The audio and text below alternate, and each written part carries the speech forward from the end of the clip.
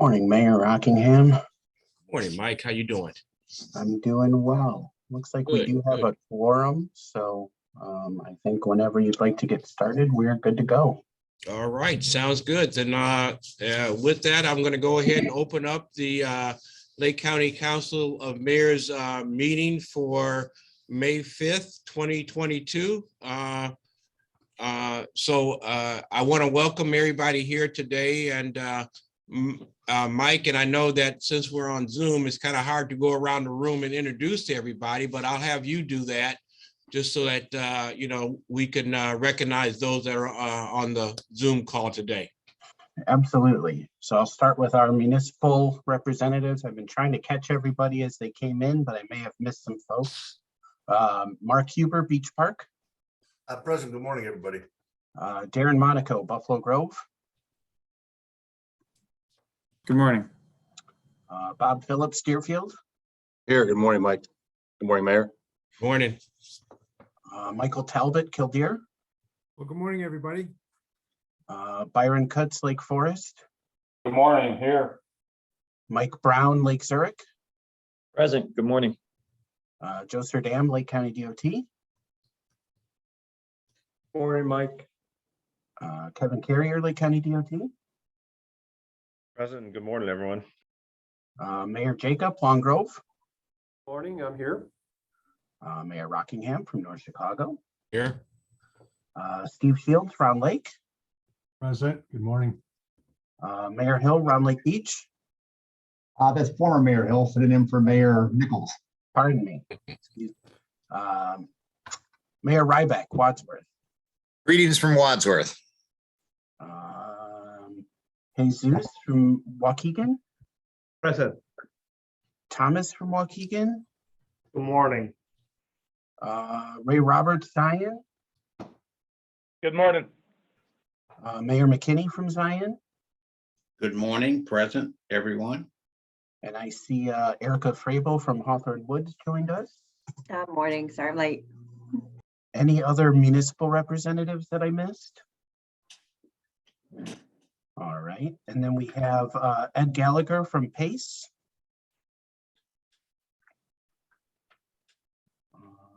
Good morning, everybody. Thanks. Thanks, Ed. Mary Weber from CMAP. Good morning. Let me see here. Joel Christel. Here. Good morning. Thomas Gill. Morning. And Luke Forsman. Here. And I believe we got everybody. All right. We do have a Well, quorum. again, I say welcome, and Waukegan, I just want to send a shout out. I had a good time this morning at your National Day of Prayer. So we enjoyed that. So moving forward, approval of the minutes from January 27th, 2022. Mr. Chairman, motion to approve those minutes as presented. It's been moved by Mayor Ryback. Is there a second? Second by Kildare. Second by Kildare. Any questions on the minutes? Yes, Hearing none.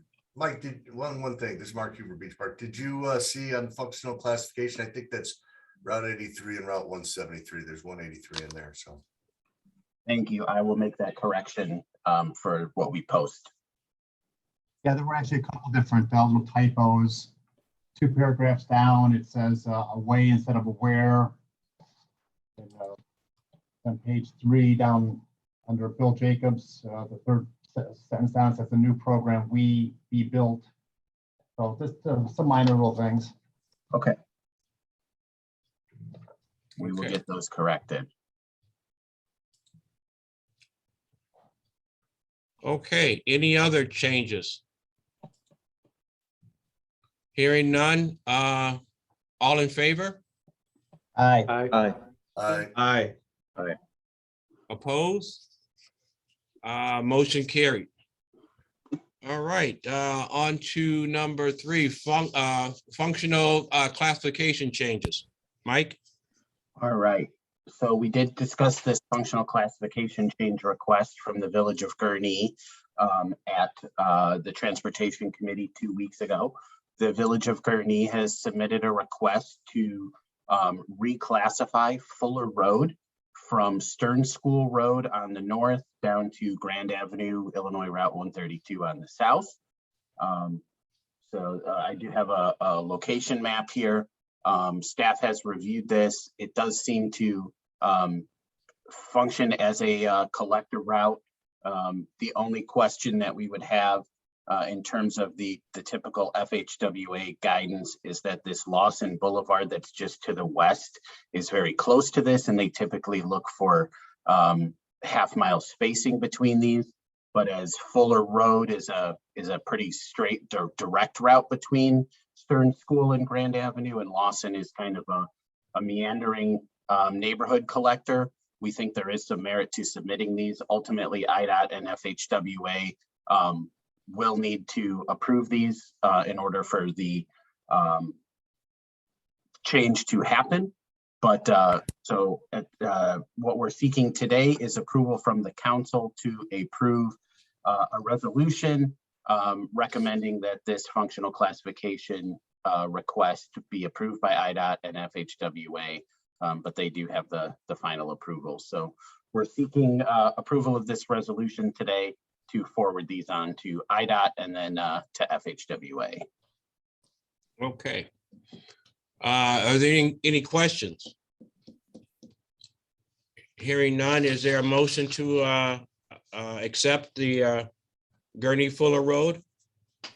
Make a motion to accept, sir. I'll second Lake Zurich.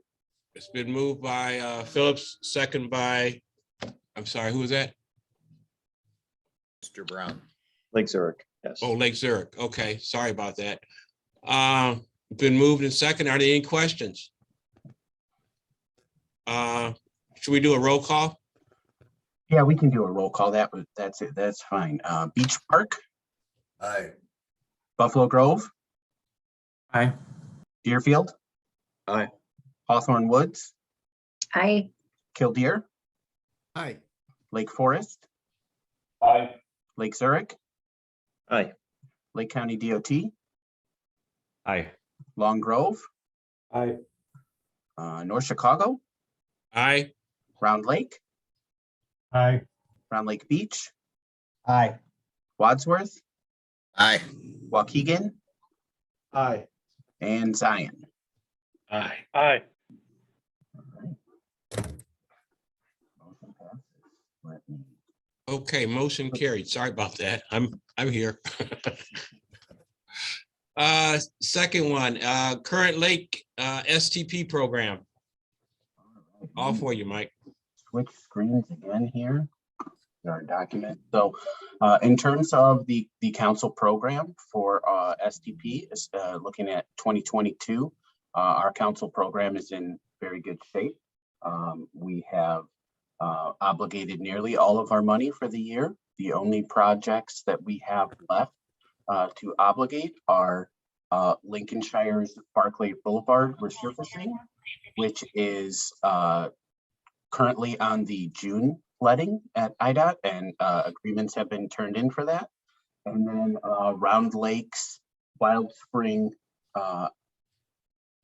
resurfacing project, which is targeting the September letting and is on track for that as well. So we are looking to spend all of our money again this year, just as we did last year. So we're in good shape for that. Not looking to lose any money at this time to the shared fund. I did want to mention that Zion's 27th Street resurfacing project was on the IDOT letting last week. So that project has gone out to bid. The low bid came in very close to the estimate. I think it was slightly above, but very close to what we have. So considering everything going on with oil prices and everything, we're pleased to see that these things coming in without huge increases. So yeah, we are in good shape right now. Looking at our 23 projects, they are moving forward. The Village of Volo is taking over the Fish Lake Road project, which is currently shown in fiscal year 23 and is requested to move that project back as part of the call for projects. So we'll be looking to add some additional projects, and I'll get into that a little bit to fill in that hole. They're just starting phase 2 for that project that was originally started by Grant Township, and then the Village of Volo is taking over as lead agency for phase 2 and continuing the project. So we'll be looking to move that back, and then so we'll have some additional room in fiscal year 23 for some new projects. And that will be part of our program building that I'll get into with the next agenda item. So if there's questions on the current program, I'm happy to answer them. Are there any questions?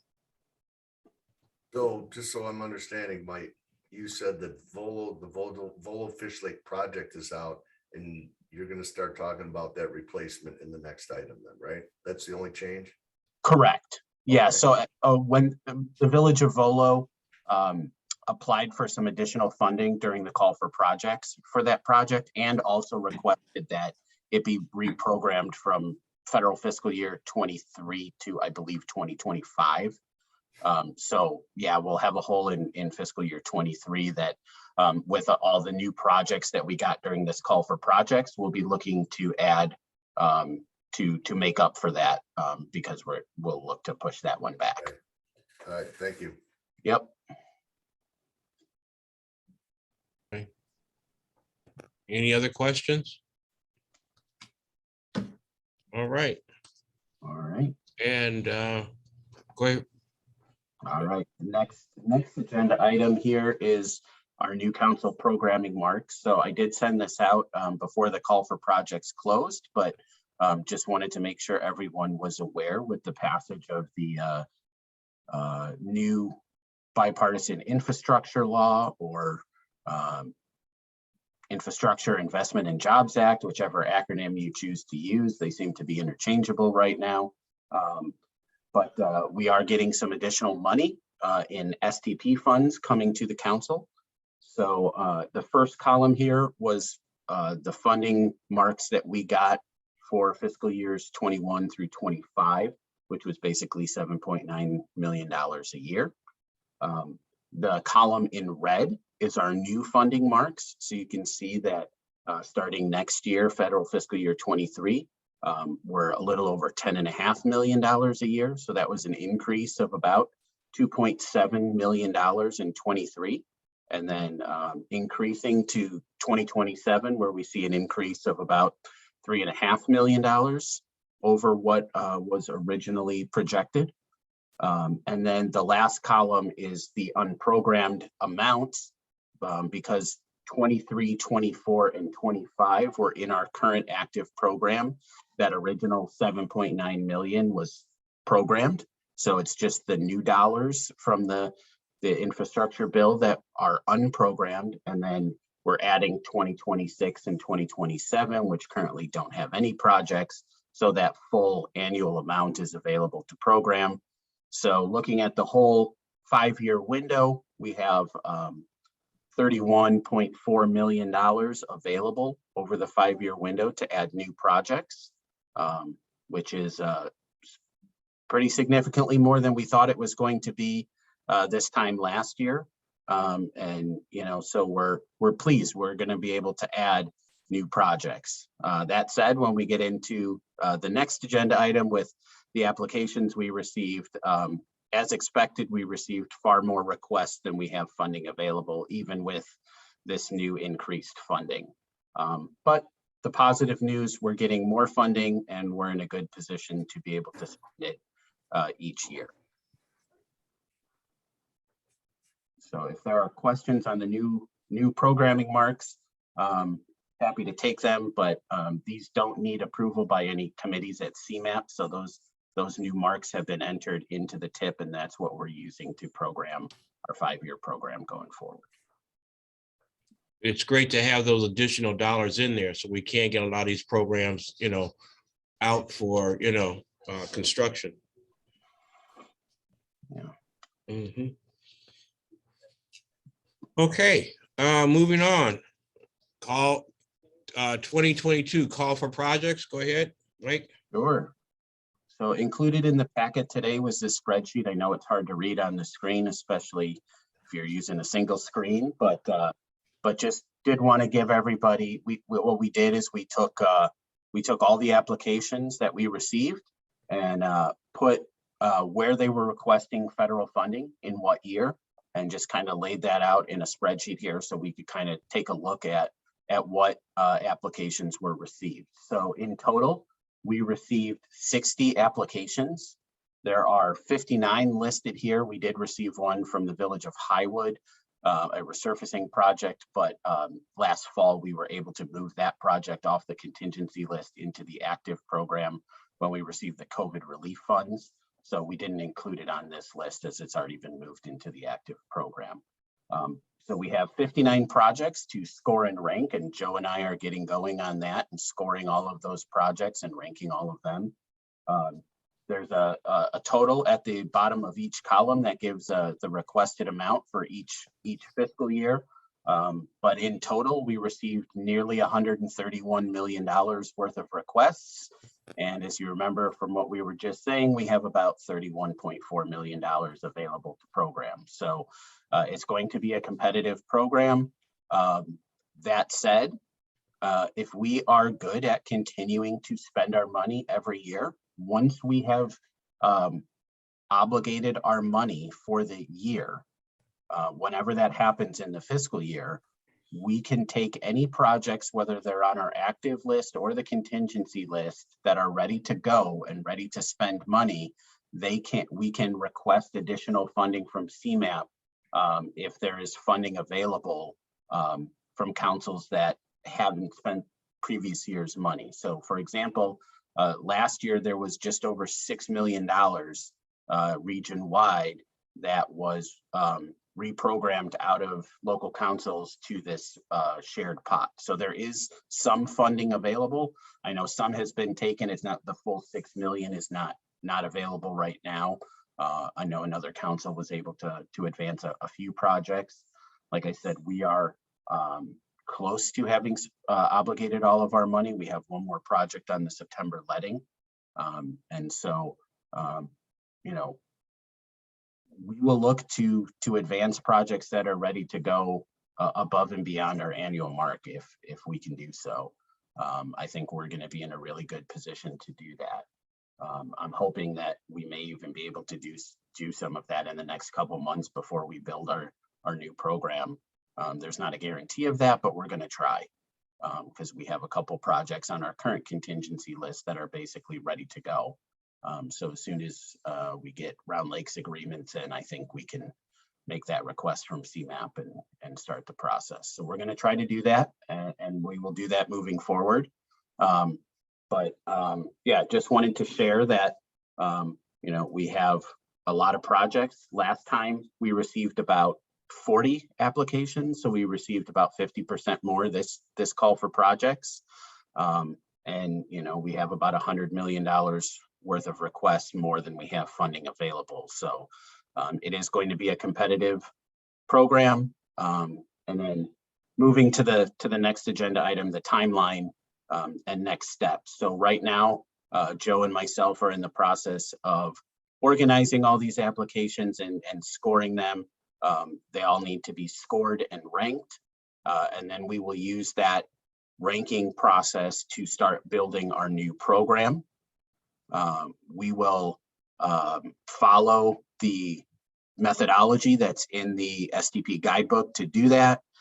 We will, you know, discuss with project sponsors if their project is, for example, the #1 ranked project and we don't have funding available, or enough funding available, you know, we will call sponsors and say, hey, we have less than what you asked for. Are you still willing to move forward? Things like that. So those conversations will be ongoing in the next couple weeks to next 6 weeks or so. And then the plan is to have a draft staff recommended program to discuss at our June meeting cycle. So the June Transportation Committee and then the June full council meeting.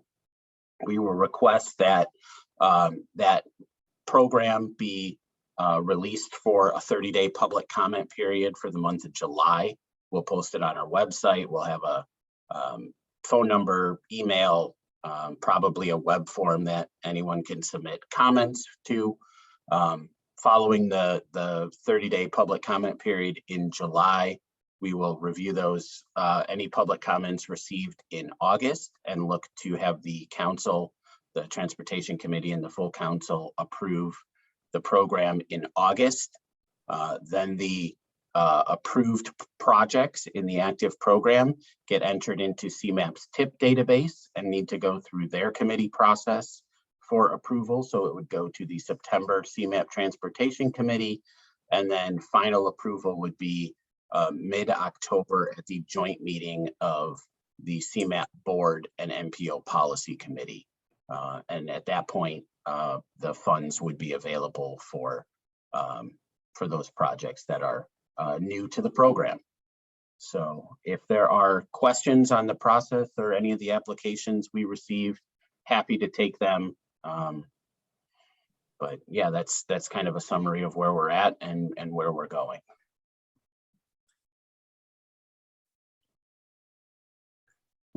Okay, any questions? All right.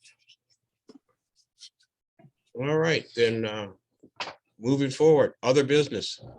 Just wanted to highlight that on Sunday, this past Sunday, May 1st, Ride Lake County, which is a countywide paratransit program, launched.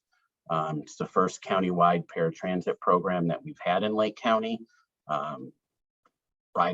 Eligible riders who are individuals with disabilities or seniors 60 and older are able to book trips anywhere from 7 days in advance to as little as potentially 2 hours in advance, depending on availability.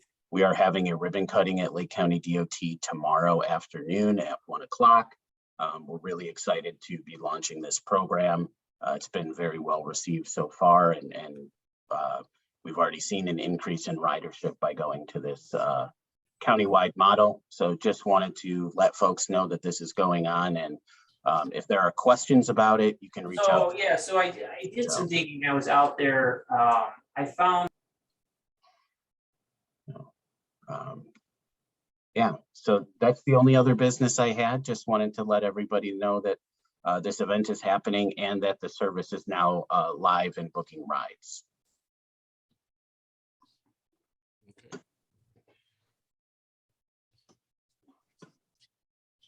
All right, public comment. I am checking right now. I have not received any public comment in advance of the meeting. Okay. Okay, then nothing else. Our next meeting is June 30th, 2022. Look forward to seeing everybody then, and hopefully we'll continue to move forward with these projects and spend lots of money for Lake County on our transportation side. So is there anything else, anyone? Just one item to note, depending on the status of the governor's emergency declaration, we are going to be voting on the draft program in June. So we may need to have an in-person quorum, which would be 10 representatives in person. So we still are looking to have hybrid meetings, but we may be looking to make sure we have 10 people in person should there not be an extension of the emergency declaration. So just wanted to put that out there, get it on folks' radar for that June cycle. We're kind of month to month right now to see if that declaration gets extended and how we're going to approach these meetings. So. Okay. And Mayor Ryback, just want to let you know that June 30th, I will be out. So you will be handling the meeting. Happy to oblige, Mr. Chairman. Thank you. Appreciate that. Okay, hearing nothing else, entertain a motion to adjourn. Motion to adjourn, Mr. Chairman. Wadsworth. Second, Waukegan. Moved in second, Wadsworth and Waukegan. All right, any questions? All in favor? Aye. Aye. All right. Thank you, everybody. Have a good day and enjoy your warm weather that is coming. Thank you, Mayor. All right, take care. Thank you.